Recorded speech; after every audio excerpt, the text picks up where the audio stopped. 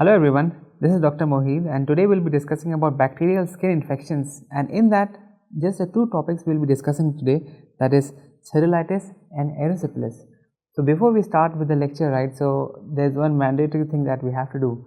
We have to know the classification, that where does these two belong, so as to get a better perspective about these two topics. So we just go on for the classification. I'll just talk about a minute and I guess the things would be better.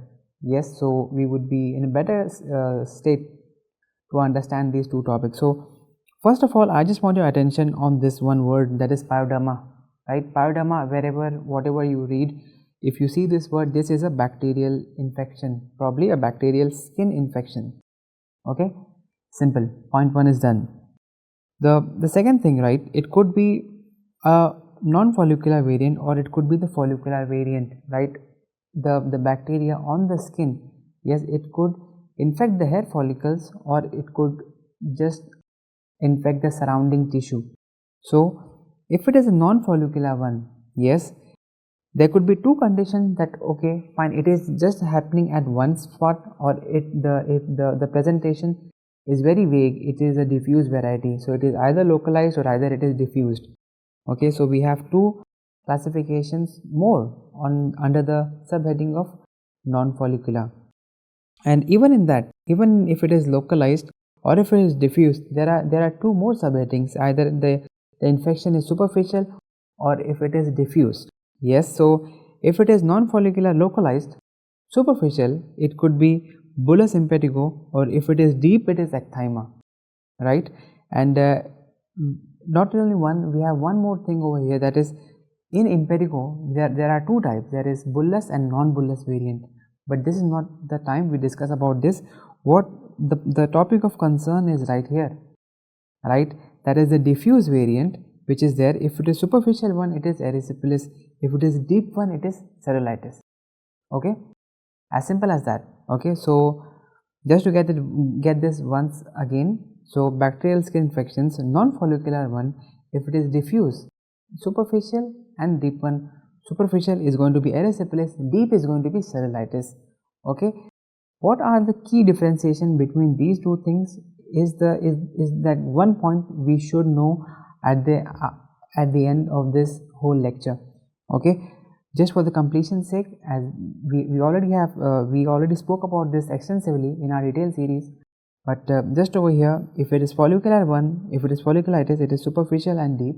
Yes, and if it is perifollicles, right, perifolliculitis, it could be a furuncle or carbuncle, like one hair involved or group of hair involved, and it coalesces with each other and gives a very lump like appearance, that would be a carbuncle.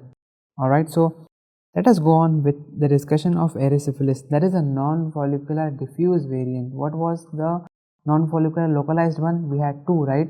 We had the bullous impetigo, right? Okay, bullous impetigo, and in the deep variant we had the ecthyma. Okay, alright. So in the non-follicular diffuse variant, what do we have? The first one is erysipelas, that is a superficial one, but this point becomes of key importance, right? What is the most common organism which has been causing it? Okay, so the most common organism is beta hemolytic group A Streptococcus. That is the one we are looking for in the MCQ or anywhere, right? So this is the offending organism. Okay, and so the next point over here is that about the presentation. Yes, it involves the dermal lymphatics and not the subcutaneous tissue. Yes, because of this one point, yes, that is involving the dermal lymphatics. Yes, that is the reason, and not the subcutaneous tissue. That is the reason we see the presentation in the patient. You can also see in the image, you see the lady on her face, there is a very clear demarcation. Yes, if it was deep, it would have been, it is cellulitis. Okay, that is the point which demarcates these two things. In erysipelas, you would have a clear-cut border. Yes, but in cellulitis, we won't have a clear-cut border. It will be very diffuse finding. Yes, so we have the last point over here, that is well demarcated margins. Okay, I'll just zoom it in. As you can see over here, yes, there is a clear demarcation, erysipelas, no doubt about that, 100%. How about this one, the image A? What is it? SLE? Nasolabial sparing, what do you think? So the history is also important, right? So what does the patient presenting with the complaint, what it is? Does she have any photosensitivity or some sort of this, right? But in this condition, this patient is having erysipelas. Okay, over here you see, yes, we have a very clear cut demarcation.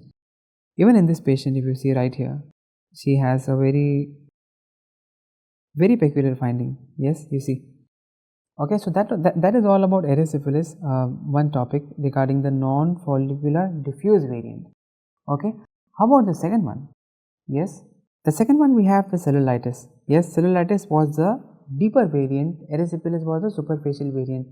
If I say it is a deeper variant, right, so the first point, that is involve the whole dermis and the subcutaneous tissue. Now just imagine, right, now the bacteria has breached all the limits, it is just onto the subcutaneous tissue, right? So the presentation, do you think there will be a very good demarcated margin?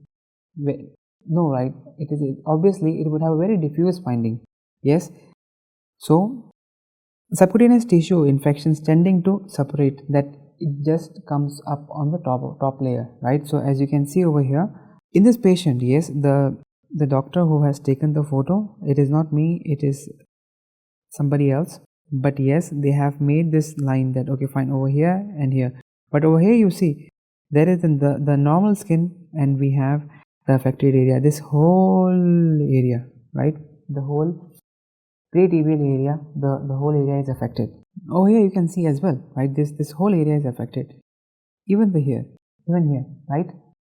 Okay, so those are the two images I wanted to show you. And over here we have this, the most common organism, right, that is Staph aureus, and group A beta hemolytic streptococci, that is Streptococcus pyogenes is the one which is most commonly, these two organisms are there. Okay, how would be the presentation is definitely erythema, the redness which we can see, edema which is there, and warmness which is there. Okay, one patient I had, yes, it was probably the guy was 17-18 years old. Yes, he comes up to the OPD and he shows his foot and he's like, doctor, this is swollen up and this is red, and we just give a checkup, and I just check the temperature, right? I just check the temperature. Yes, and my father was there, and he asked me that, Dr. Mohid, tell me what do you think is the diagnosis of it? So so my diagnosis was correct that time. I said that this is cellulitis, and I was so happy that time that I picked out the correct diagnosis, even though I didn't knew like the very demarcation. Yes, that what could be if the lines were very well demarcated. Yes, it could be erysipelas, it could be cellulitis. But next time when I see it, these two names will come in my head. So that is what I want to teach you guys, that whenever you see one thing, just by seeing something, we should have these clear-cut diagnosis, clear-cut differentials in our head. We should be there. Just because of these few things, we become very good clinicians, right? Yeah, so just about that. So my diagnosis was correct, and it was cellulitis. We treated the patient and he was good to go. Alright, so the presentation part is done, and it is, yes, the same as my patient, you know, same as the patient. You see, even his leg, I wish I took a photo that day. I didn't, I should have, but even that day, the patient, his ankles, near the ankles, there was a very aggressive, very extremely red looking, and even like we checked the temperature difference, it was the area which was affected was quite hot, you know. That is the reason when you see some patients, you know, you should just somehow make some memories, you know, here and there, so that whenever we see the next patient, it never goes wrong. All right, how about this point? Yes, so severe infections that should be considered if there is rapid erythema, right? If the erythema is, if it is just localized at one spot, okay fine, the body is also, immunity is also kicking in, you're also giving some antibiotics, so everything is quite well managed. But if the erythema is just going more and more, this obviously means that there is some systemic involvement, right? Obviously there is systemic involvement, but it is rapidly proliferating. Whatever organisms is causing it, it is not under the control. Yes, so we should be very careful about these three findings. What are these? There is necrotizing fasciitis, toxic shock syndrome, and gas gangrene. Yes, these three conditions should be are very dreadful. So when we see this in the just initial stages, we should be very proactive, give a very good course of antibiotics which are required, and just control the infection. Okay, usually the diagnosis is clinical. As I told you, it is a clinical diagnosis, but still blood cultures are usually not required unless there are signs of systemic toxicity. Why do we do it? So that we can know exactly which organism is it and what antibiotic will be suitable for that, right? But we usually don't do unless and until this condition is satisfied. Okay, the treatment is important here. So first of all, we should see if is it purulent or non-purulent. Okay, if it is, we would in both these conditions we would give oral antibiotics. We would not give systemic antibiotics. Which one we would give? We would just go ahead with clindamycin and amoxicillin plus tetracycline. We would give these two, tetracycline.